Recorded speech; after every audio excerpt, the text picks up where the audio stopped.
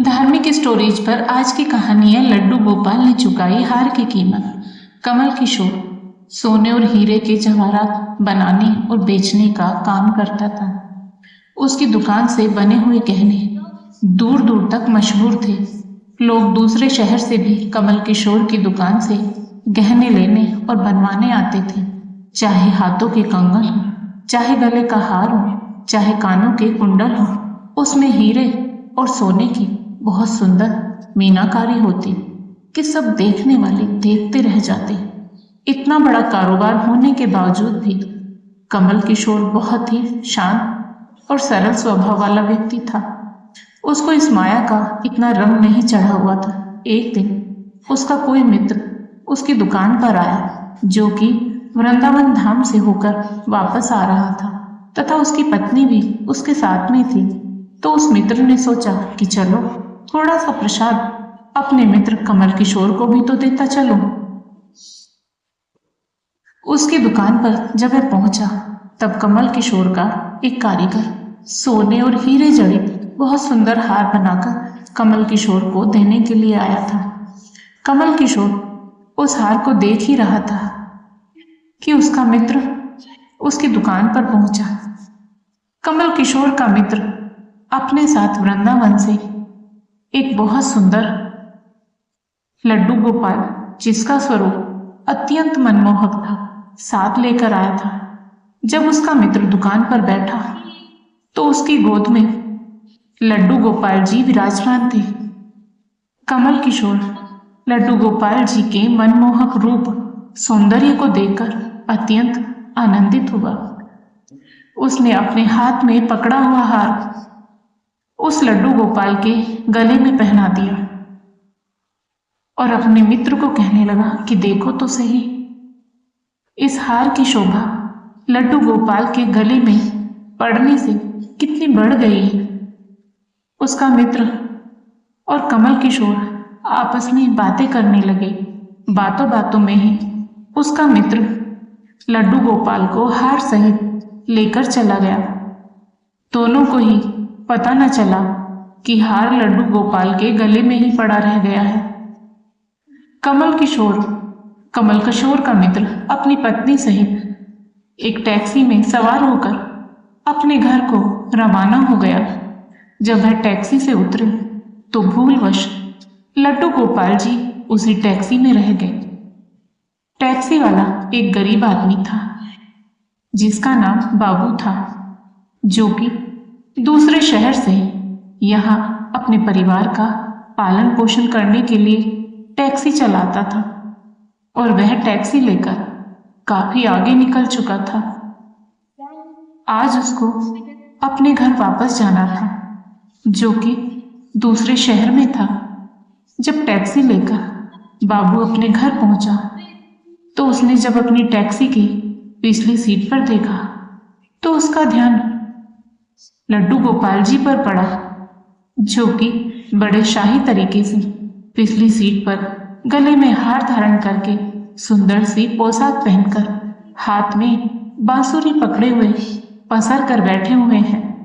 बाबू यह देखकर एकदम से घबरा गया कि यह लड्डू गोपाल जी किसके हैं। लेकिन अब वह दूसरे शहर से अपने शहर जा चुका था, जो कि काफी दूर था और वह सवारी का घर भी नहीं जानता था। तो वह दुविधा में पड़ गया कि वह क्या करे। लेकिन फिर उसने बड़ी श्रद्धा से हाथ धोकर लड्डू गोपाल जी को उठाया और अपने घर के अंदर ले गया। जैसे ही उसने घर के अंदर प्रवेश किया, उसकी पत्नी ने उसके हाथों में पकड़े हुए लड्डू गोपाल जी को जब देखा तो इतने सुंदर स्वरूप वाले लड्डू गोपाल जी को देखकर उसकी पत्नी ने झट से लड्डू गोपाल जी को अपने पति के हाथों से ले लिया। उसकी पत्नी, जिसकी 8 साल पहले शादी हो चुकी थी, उसके अभी तक कोई संतान नहीं थी, लेकिन गोपाल जी को हाथ में लेते ही उसका वात्सल्य भाव जाग उठा। उसकी ममतामयी और करुणामयी आंखें झरझर बहने लगी। ममतावश और वात्सल्य भाव के कारण ठाकुर जी को गोद में उठाते ही उसको ऐसा लगा उसने किसी अपने ही बच्चे को गोद में उठाया है। उसके स्तनों से अपने आप दूध निकलने लगा। अपनी ऐसी दशा देखकर बाबू की पत्नी मालती बहुत हैरान हुई। उसने कसकर गोपाल जी को अपने सीने से लगा लिया और आंखों में आंसू बहाती हुई बोलने लगी, अरे बाबू, तुम नहीं जानते कि आज तुम मेरे लिए कितना अमूल्य रत्न लेकर आए हो। बाबू कुछ समझ नहीं पा रहा था कि मेरी पत्नी को अचानक से क्या हो गया है, लेकिन उसकी पत्नी तो जैसे बावरी सी हो गई थी। वह गोपाल जी को जल्दी जल्दी अंदर ले गई और उससे बातें करने लगी। अरे लाला, इतनी दूर से आए हो, तुम्हें भूख लगी होगी। और उसने जल्दी जल्दी मधु और घी से बनी चूरी बनाकर और दूध गर्म करके ठाकुर जी को भोग लगाया। और उधर कमल किशोर ने जब अपनी दुकान पर हार को न देखा तो उसको याद आया कि हार तो ठाकुर जी के गले में ही रह गया है। तो उसने अपने मित्र को संदेशा भेजा। तो मित्र ने आगे से जवाब दिया, अरे मित्र, वह माखन चोर और चित चोर हार सहित खुद ही चोरी हो गया है। मैं तो खुद इतना परेशान हूं। कमल किशोर अब थोड़ा सा परेशान हो गया कि इतना कीमती हार न जाने कहाँ चला गया। मुझे तो लाखों का नुकसान हो गया, लेकिन फिर भी अपने सरल स्वभाव के कारण उसने अपने मित्र को कुछ नहीं कहा और उसने अपने मन में सोचा कि कोई बात नहीं, मेरा हार तो ठाकुर जी के ही अंग लगा है। अगर मेरी भावना सच्ची है तो ठाकुर जी उसको पहने रखें। और उधर बाबू और उसकी पत्नी मालती दिन रात ठाकुर जी की सेवा करते। अब तो मालती और बाबू को लड्डू गोपाल जी अपने बेटे जैसे लगने लगे। लड्डू गोपाल जी की कृपा से अब मालती के घर एक बहुत ही सुंदर बेटी ने जन्म लिया।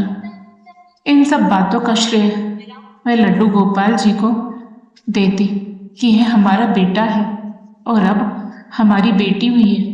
अब हमारा परिवार पूरा हो गया। मालती लड्डू गोपाल जी को इतना स्नेह करती थी कि रात को उठ उठकर देखने लगती थी कि लड्डू गोपाल जी को कोई कष्ट तो नहीं है। ऐसे ही एक दिन कमल किशोर व्यापार के सिलसिले में दूसरे शहर आना पड़ा जहां वह बाबू रहता था। लेकिन दुर्भाग्यवश जब वह शहर में पहुंचा तो अचानक से इतनी बारिश शुरू हो गई कि कमल किशोर को जहां पहुंचना था वहां पहुंच न सका। और तब वहां बाबू अपनी टैक्सी लेकर आ गया और उसने परेशान कमल किशोर को पूछा, बाबूजी, आप यहाँ क्यों खड़े हो? बारिश तो रुकने वाली नहीं और सारे शहर में पानी भरा हुआ है। आप अपनी मंजिल तक ना पहुंच पाओगे और ना ही कहीं और रुक पाओगे। मेरा घर पास ही है। अगर आप चाहो तो मेरे घर आ सकते हो। कमल किशोर, जिसके पास सोने और हीरे के काफी गहने थे, वह अनजान टैक्सी वाले के साथ जाने के लिए थोड़ा सा घबरा रहा था, लेकिन उसके पास और कोई चारा भी नहीं था और वह बाबू के घर उसके साथ टैक्सी में बैठकर चला गया। घर पहुंचते ही बाबू ने मालती को आवाज दी कि आज हमारे घर मेहमान आए हैं, उनके लिए खाना बनाओ। कमल किशोर ने देखा कि बाबू का घर एक बहुत छोटा सा लेकिन व्यवस्थित ढंग से सजा हुआ है। घर में अजीब तरह के इत्र की खुशबू आ रही है जो कि उसके हृदय को आनंदित कर रही थी। जब मालती ने उनको भोजन परोसा तो कमल किशोर को उसमें अमृत जैसा स्वाद आया। उसका ध्यान बार बार उस दिशा की तरफ जा रहा था जहां पर ठाकुर जी विराजमान थे। वहां से उसको एक अजीब तरह का प्रकाश नजर आ रहा था। तो हार कर कमल किशोर ने बाबू को पूछा कि अगर आपको कोई ऐतराज ना हो तो क्या आप बता सकते हो कि उस दिशा में क्या रखा है। मेरा ध्यान उसकी तरफ आकर्षित हो रहा है। तो बाबू और मालती ने एक दूसरे की तरफ मुस्कुराते हुए कहा कि वहां पर तो हमारे घर के सबसे अहम सदस्य लड्डू गोपाल जी विराजमान हैं। तो कमल किशोर ने कहा, क्या मैं उनके दर्शन कर सकता हूं? तो मालती उनको उस कोने में ले गई जहां पर लड्डू गोपाल जी विराजमान थे। कमल किशोर लड्डू गोपाल जी को और उनके गले में पड़े हार को देखकर एकदम से हैरान हो गया। यह तो वही लड्डू गोपाल है और यह वही हार है जो मैंने अपने मित्र के लड्डू गोपाल जी को डाला था। कमल किशोर ने बड़ी विनम्रता से पूछा कि यह गोपाल जी तुम कहां से लाए? बाबू, जिसके मन में कोई छल कपट नहीं था, उसने कमल किशोर को सारी बात बता दी कि कैसे उसको सौभाग्य से गोपाल जी मिले और उनके हमारे घर आने से हमारा दुर्भाग्य सौभाग्य में बदल गया। तो कमल किशोर ने कहा, क्या तुम जानते हो कि जो हार ठाकुर जी के गले में पड़ा है उसकी कीमत क्या है? तो बाबू और मालती ने बड़ी विनम्रता से हाथ जोड़कर कहा कि जो चीज हमारे लड्डू गोपाल जी के अंग लग गई है, हम उसका मूल्य नहीं जानना चाहते और हमारे लाला के सामने किसी चीज, किसी हार का कोई मोल नहीं है। तो कमल किशोर एकदम से चुप हो गया और उसने मन में सोचा कि चलो अच्छा है, मेरा हार ठाकुर जी ने अपने अंग लगाया हुआ है। अगले दिन जब वह चलने को तैयार हुआ और बाबू उनको टैक्सी में लेकर उनके मंजिल तक पहुंचाने गया, जब कमल किशोर टैक्सी से उतरा और जाने लगा, तभी बाबू ने उनको आवाज लगाई कि जरा रुको, यह है आपका कोई सामान हमारी टैक्सी में रह गया है। लेकिन कमल किशोर ने कहा, मैंने तो वहां कुछ नहीं रखा। लेकिन बाबू ने कहा कि यह बैग तो आपका ही है। जब कमल किशोर ने उसको खोलकर देखा तो उसमें बहुत सारे पैसे थे। कमल किशोर एकदम से हक्का बक्का रह गया कि यह तो इतने पैसे हैं जितनी की उस हार की कीमत है। उसकी आंखों में आंसू आ गए कि जब तक मैंने निश्चल भाव से ठाकुर जी को वह हार धारण करवाया हुआ था, तब तक उन्होंने पहने रखा। मैंने उनको पैसों का सुनाया तो उन्होंने मेरा अभिमान तोड़ने के लिए पैसे मुझे दे दिए हैं। वह ठाकुर जी से क्षमा मांगने लगा, लेकिन अब हो भी क्या सकता था। इसलिए हमारे अंदर ऐसे भाव होने चाहिए कि उसमें अहंकार न होकर विनम्रता होनी चाहिए और ठाकुर जी जैसा चाहते हैं वैसा ही होता है। हम तो निमित्त मात्र हैं। कौन ठाकुर जी को वृंदावन से लाया और किसके घर आकर वह विराजमान हुए, यह सब ठाकुर जी की लीला है।